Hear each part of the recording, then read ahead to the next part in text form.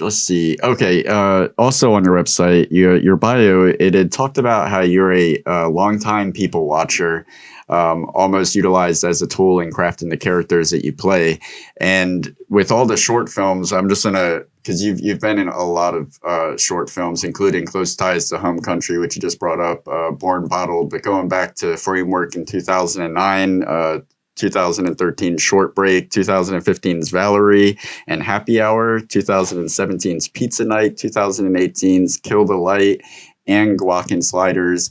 You have, like, you've positioned yourself to take on various characters, and I'm wondering if there's a particular character that stands out as the most rewarding for you to bring to life. Probably the most rewarding, I mean, it's just is what I wrote and created, like the Alice character in Born Bottled, because it was, I think it's easier to, when you feel really connected to work because you wrote it, it's, it's a little bit more rewarding when you see the final product.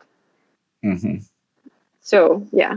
And especially like probably seeing people identify with a character that's so close to home is probably gratifying on a whole different level. When, like, if somebody identifies with a character that somebody else wrote that you're bringing to life, there's a certain reward in that. But I've sat at premieres with characters that I wrote, and to watch an audience like laugh at something that is my sense of humor, is me, it's like, oh, it's validating on a whole other level. Yeah, for sure. I like to look at it that way. One thing I want to talk about is the fact, like that's one perspective to look at it.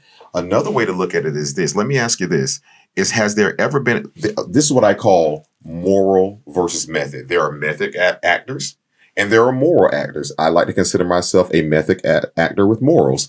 So let me ask you this: is there one particular role where you were like that you didn't create, that you had to play, that was very challenging? I feel like I have so much to offer and so much to contribute that has not even remotely been tapped into. So I won't say that anything has been like an insane challenge yet, because I feel like, I don't know, I'm just getting started, and I really would like the universe to bring me stuff that would be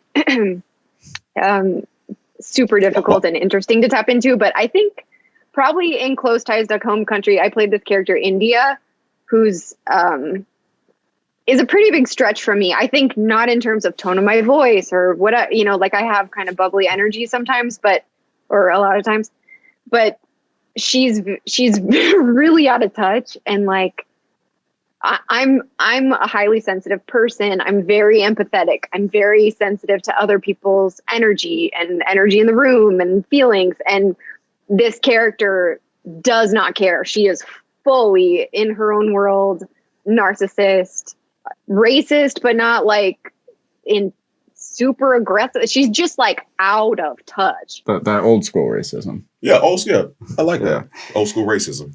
We call it old school racism. Like, yeah, I know you don't like me, but you don't want me dead. You just don't want to be with. You don't be around me. Old school racism. We missed that. Yeah. Like, she's fine having this dog walker in her house for that purpose, but like, we don't need to talk about anything else. Like, you're just here for the dog, and like, I don't need to know that much about your life. Like, I'll ask about your life, but then I'm not going to listen about it. Like, how you doing today? Fuck you. Go. She's that type of person, which was, it's harder to do, I think.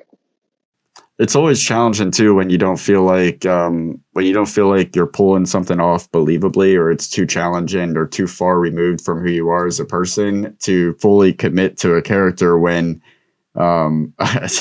you said you're gonna share too much. Here I go. In the bedroom.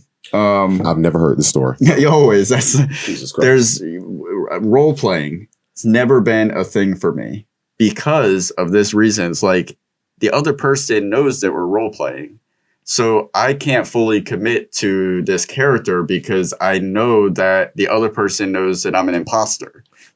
It's the same thing with trying to like step into, like, when you try to have me play like these macho characters sometimes. Yeah, as in yesterday, I'm reprising the role of Debo from Friday. This definitely did happen yesterday, but continue. Not in the bedroom, but please continue. And it's so hard to get because she's completely fucking lost right now. Let me go ahead and take over this fucking story because all my masculinity and coolness just went out the window. No, you're good, but I'm not.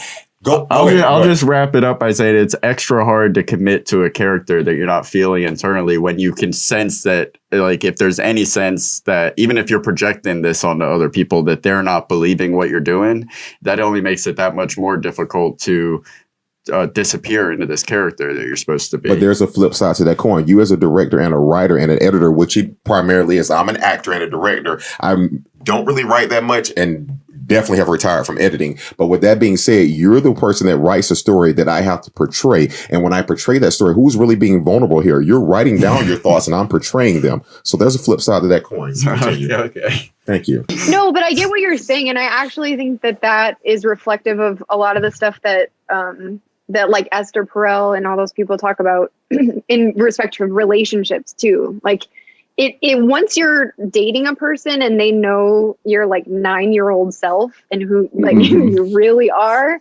it's a lot harder to, like than it is when you first meet someone to like, I'm not I'm not gonna dig myself a hole, but I'm just saying. Don't do it. I'll call it the interview you. Hey, this is the interview me. You'll get to meet me later.